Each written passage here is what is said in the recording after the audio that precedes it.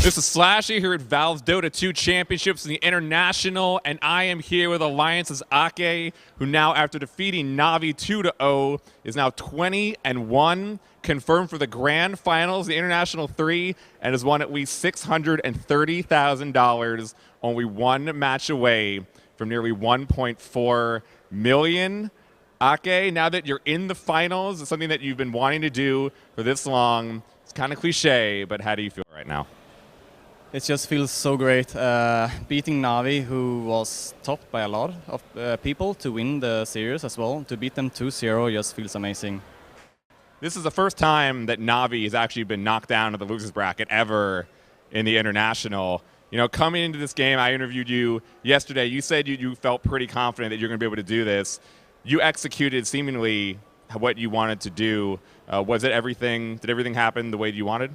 We weren't really sure what was going to happen after we let them pick Wisp, but it worked out really fine, and it was pretty much the way that we thought. But like also the second game, they didn't go for another draft. You know, they still left Wisp, and they still picked it and stuff like that. So I was a bit surprised by that. I thought they were gonna like mix around their draft a bit, but. To knock down Navi feels really nice, especially when they've been performing so well this tournament. Now, Wisp is one of their best heroes that they always use. Why did you let them pick that both games?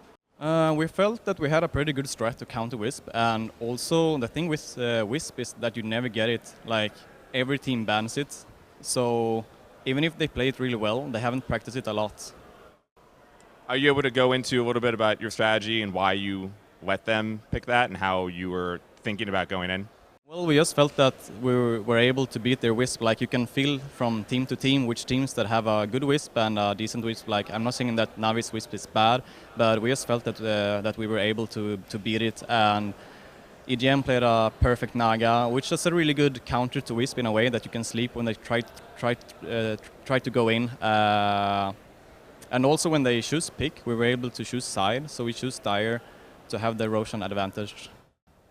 Now, that's actually my next question of why you picked Naga Siren. Was that directly related to letting them pick Wisp? Well, we've been using Naga a lot, but yeah, it's a really good counter to Wisp, and also it's like it's good if you want to take Roche, because you can always sleep and then secure the Roche kill, or you can steal the Roche from them, which we did in the second game, which was a pretty crucial kill, and Roshan claim. Do you feel like these is directly based upon killing Roshan, or was this also going to be a long game plan, or did you want to try to end both of these somewhat early? I don't know. Like when also Bulldog got his Syllabear, I mean, we are really, like, we practice it with it a lot. So we didn't really feel that we had to end the game or anything, or we could just like farm up, and we just wanted to delay the game until he was able to get his Radiance. So even though they got like all of our 6 towers in, I don't know, under 20 minutes or even lower, we just felt calm and that we were going to win the game when he got his Radiance.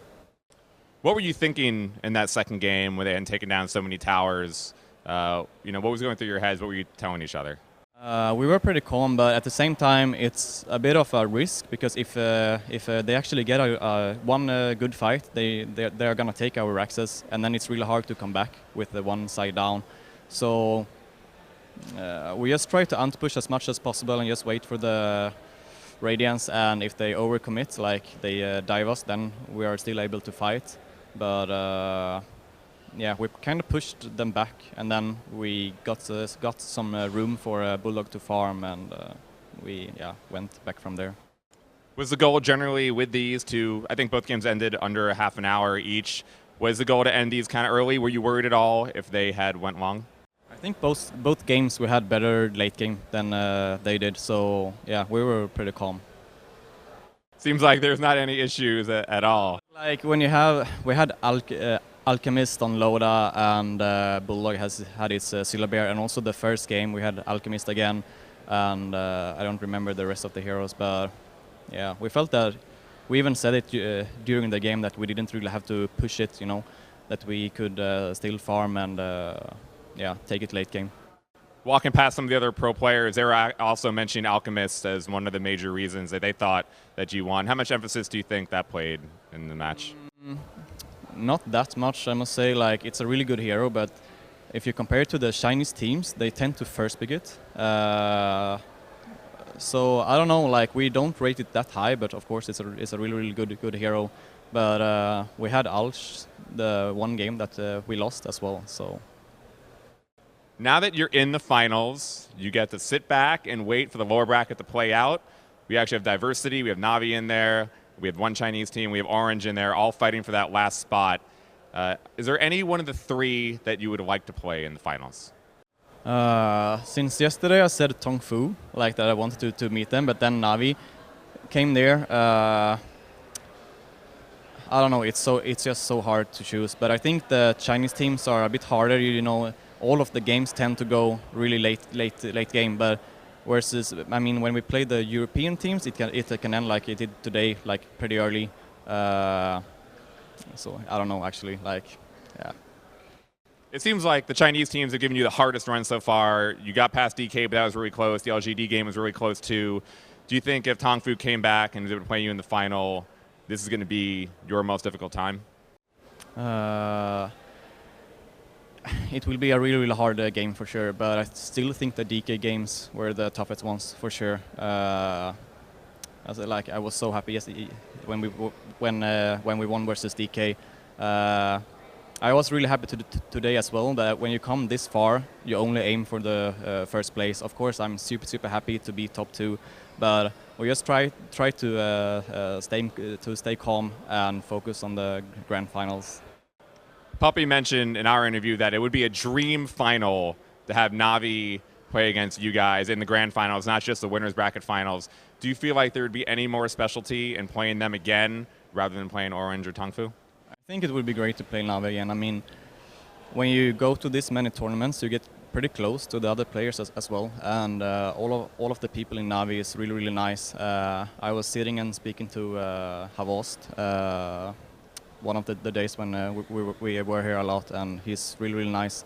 So yeah, I would probably say it would be funniest to play Navi, also for the European versus European, but at the same time for the crowd, it might be good to have a Western team versus an Eastern team. So. Now, lastly, yesterday you told me you were pretty confident going to the winners finals against Navi. Now that you're in the finals, do you have that same confidence going in, or is there a little bit of nerves now that all the pressure is on you? Well, since we actually won against Navi now, there isn't any team really that we haven't beaten. So in that way, it just feels really good that there isn't a team, you know, that you just feels like, oh my God, I have no idea what's gonna happen. So I feel confident, but at the same time, I don't take any games lightly or anything. Every game is gonna be really hard. Thank you, Akke. Good luck in tomorrow's finals, and see if you can win $1.4 million. Thank you, and also shout out to our sponsors, XMG, Razer, and Monster. Thank you. Stay tuned to GameSpot.com/esports for coverage all weekend long, the International 3.